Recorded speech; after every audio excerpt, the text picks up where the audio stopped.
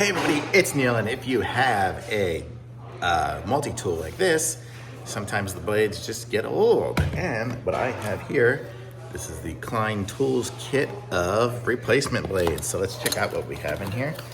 They are individually wrapped, so we have a bunch of them here, and they all just stick in the same way. This one here says it's a titanium tipped one. We have several of those that are like that size there that give you also the measurements on them. And then we have several of them like this, where it's kind of good to get into the corners and edges of things. Let's see what else is in there. Oh, that's like those. Oh, and then we have some. So that was the smaller version of those into the edges of things. And then we have one that's a really wide one as well. So really cool. You got a few different types here.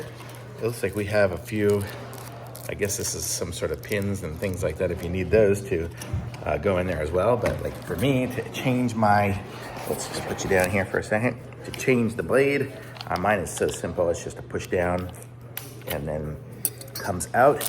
And then I can go ahead and stick in one of the other ones. I'll stick in this one here, titanium blade, and just goes in like that. And there you have it. So really good. And it's just gonna go, yep, and it works like a champ. So there we go.